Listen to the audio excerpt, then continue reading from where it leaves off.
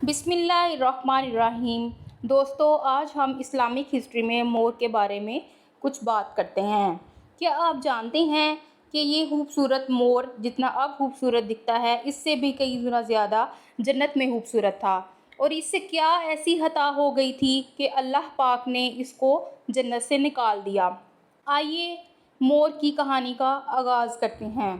اللہ پاک نے جب حضرت آدم علیہ السلام اور اماں حوا کو پیدا فرمایا تو اس کے بعد ان کو جنت میں بھیج دیا۔ وہ دونوں جنت میں بہت ہی پرسکون رہتے تھے، بہت ہی لذیذہ میوے پھل کھایا کرتے تھے، لیکن ایک اناج ایسا تھا جس سے اللہ پاک نے انہیں کھانے سے منع فرمایا تھا، اور وہ اناج گندم تھا۔ چونکہ شیطان حضرت آدم علیہ السلام کی وجہ سے جنت سے نکالا جا چکا تھا، اسی وجہ سے شیطان کی حضرت آدم علیہ السلام سے دشمنی ہو گئی تھی۔ شیطان یہ چاہتا تھا کہ وہ کسی بھی طرح حضرت آدم علیہ السلام کو جنت سے نکال دے، اور ساتھ ہی اماں حوا کو بھی جنت سے نکال دے۔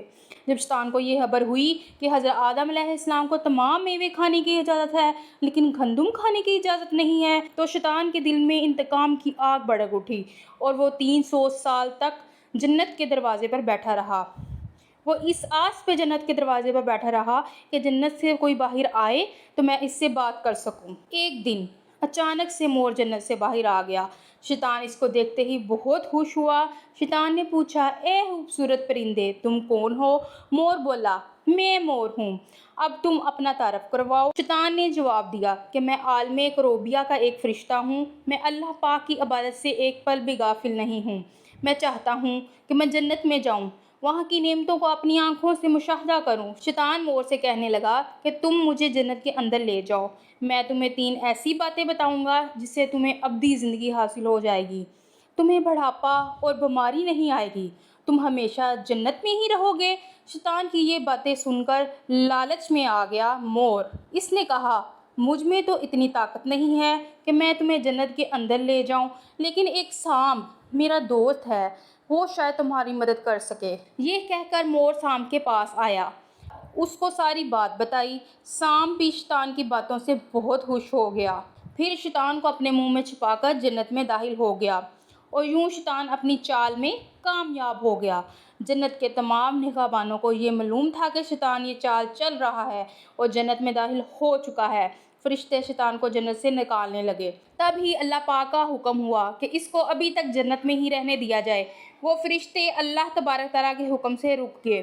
شاید یہ حضرت آدم علیہ السلام کا امتحان تھا۔ شیطان حضرت آدم علیہ السلام کے پاس اور اماں حوا کے پاس جا کر اپنی محبت کا اظہار کرنے لگا۔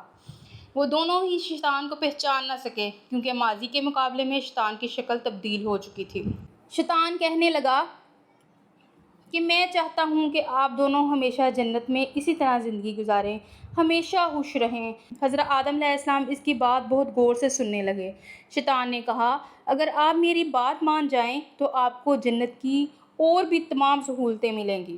حضرت آدم علیہ السلام شیطان کے بہکاوے میں آ کر کہنے لگے کہ یہ کس طرح ممکن ہے؟ شیطان کہنے لگا، ایک گندم کا دانہ اگر آپ دونوں چکھ لیں تو آپ کو ابدی حیات حاصل ہو جائے گی اور آپ جنت میں ہی رہیں گے۔ یہ بات سن کر حضرت آدم علیہ السلام کے دل میں رجحان پیدا ہو گیا، لیکن ان کے دل میں اللہ کی نافرمانی کا خوف غالب آ گیا، جبکہ اماں حوا شیطان کی باتوں میں آ گئیں، جس پر اماں حوا نے حضرت آدم علیہ السلام کو راضی کر لیا۔ پھر اس کے بعد ان دونوں نے اس گندم کے دانے کو چکھ لیا۔ جیسے ہی گندم کا دانہ ان کے اندر گیا تو دونوں کے سطر واضح ہو گئے، جس کے بعد دونوں اپنے اپنے سطر چھپانے لگے اور خوف خدا سے کانپنے لگے۔ اسی دوران اللہ تبارک تعالیٰ نے فرشتوں کو یہ حکم دیا کہ حضرت آدم علیہ السلام اور اماں حوا دونوں کو زمین پر اتار دو۔ حضرت آدم علیہ السلام کی سری لنکا کے قریب نیچے زمین پر بھیج دیا گیا، جبکہ اماں حوا کو جدہ کی سرزمین پر اتار دیا گیا۔ جن خوبصورت پیروں سے چل کر مور شیطان کو جنت کے اندر لے کر آیا تھا، وہی خوبصورت پاؤں اللہ پاک نے مور سے لے لیے۔